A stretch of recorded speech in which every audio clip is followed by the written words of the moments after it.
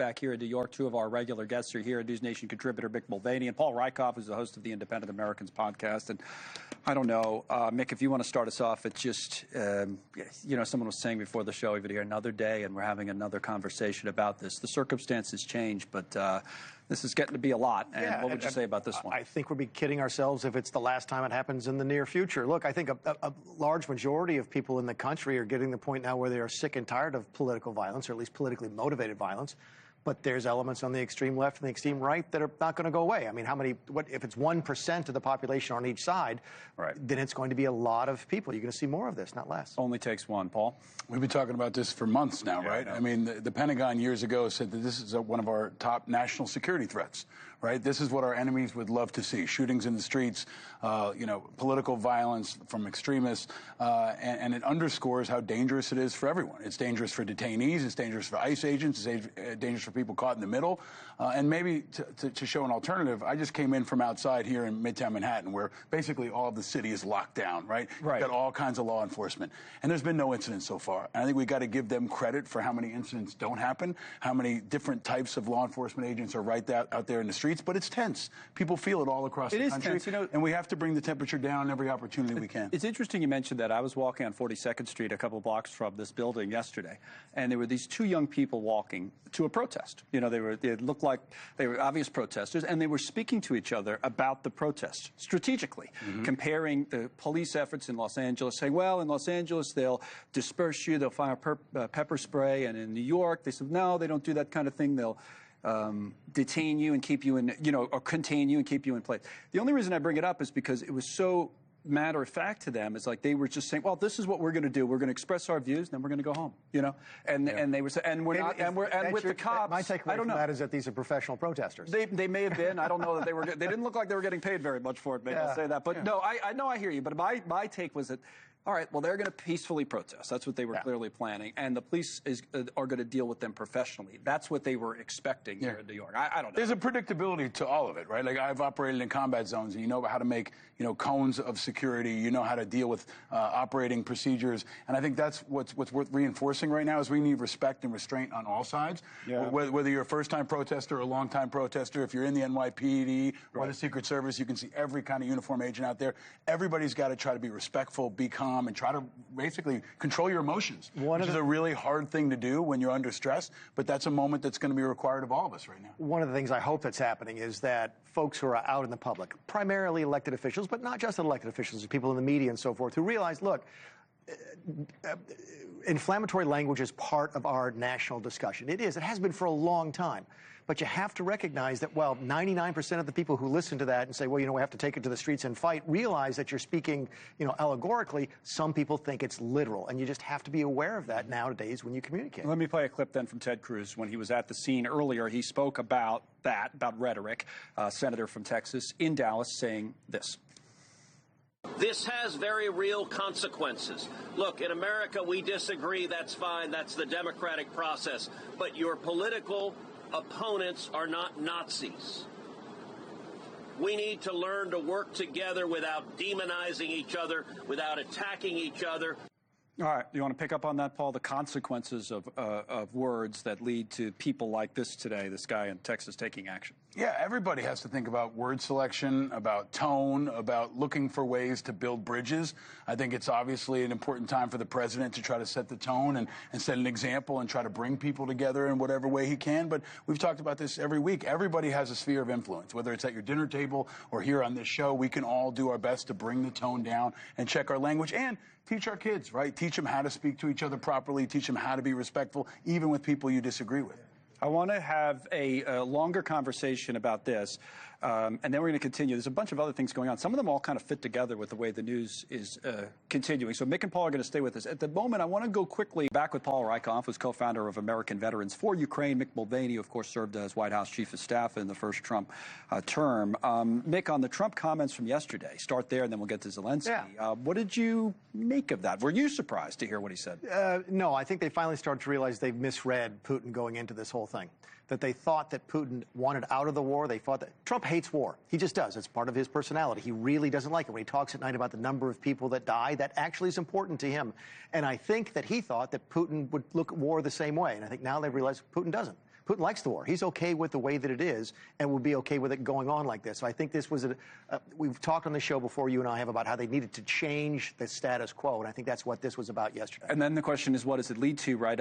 It's one thing to say what the president said yesterday. Now, is there a policy shift in any way? Like Zelensky today was basically saying, all right, show me the weapons. You know? I think there should be. I mean, this is an overdue change from Trump. I didn't know if this day would ever come. I'm glad it's here. I hope he stays on that path, because not only does he have the opportunity to be on the winning side, he can be on the right side, right? The Russians are the bad guys. The Ukrainians are the good guys. America's got to stand with the good guys. But you agree with them that Ukraine can win? I do, especially if we've got the full support of the United States and NATO and everyone else in the world, that's the opportunity, and to do significant damage on the Russian military, which is upside for us without losing American soldiers. But I think the window has always been the kids, right? Tens of thousands of Ukrainian kids who've been abducted. Right. We see that window opening. We've talked about it in the months prior. I think that can be a great win for Trump. It would be an important step forward for Ukraine. It would show Putin can give something, and then it would be a major step forward for the world. So I think focusing on that is smart politically, but it's also the right thing to do. If you can get those kids back, it creates tremendous momentum worldwide. Zelensky talked about that today. What else from Trump, though, Nick? Is it tariffs, which he's mentioned?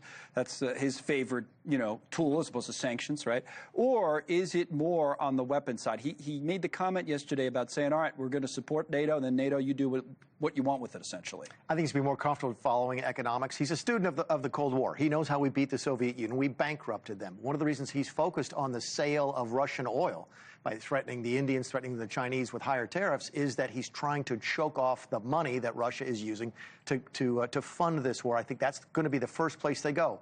He's going to be a little slower, I think, to want to engage militarily. I think, yeah, you're right. If you put American troops on the ground in Ukraine, you can take Crimea back.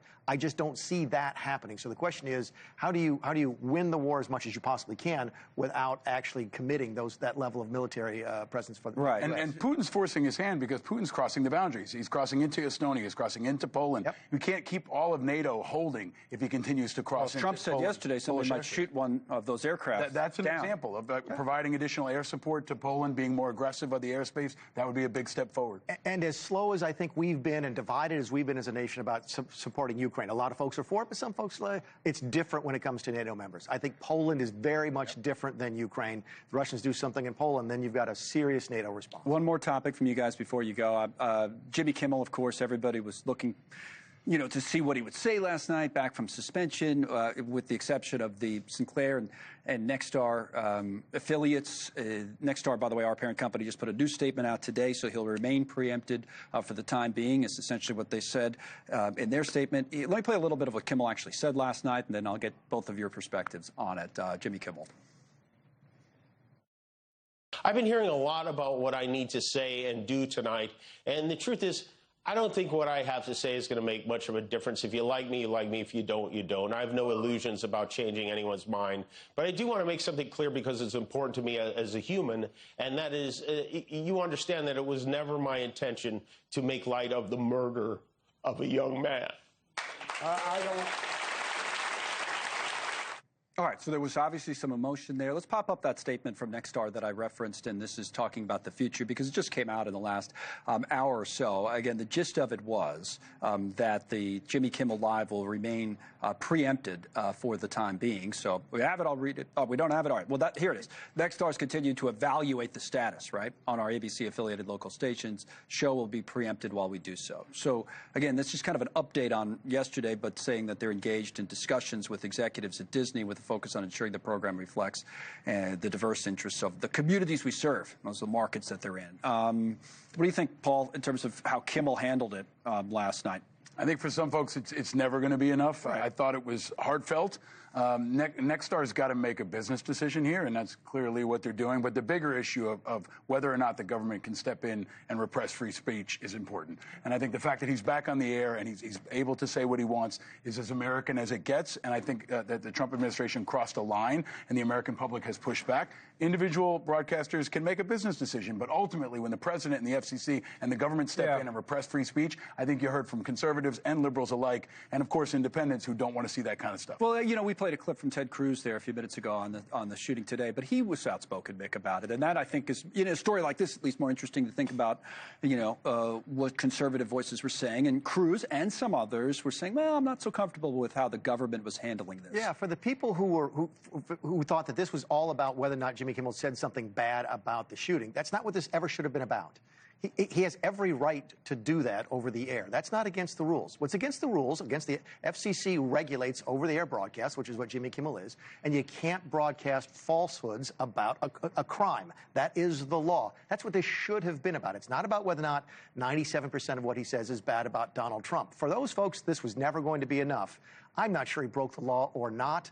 I think we should err on the side of letting people speak. I don't like what he says, but I will defend to the death his right to say it. That was what that was what Cruz's point was about the Kirk situation. It's like, slippery slope here, because be careful if you're conservative when the shoe's on the other foot. Listen, there's a lot of networks on the other side of the spectrum to be shut down if the Democrats take the same attitude that the Trump administration did the last couple of days.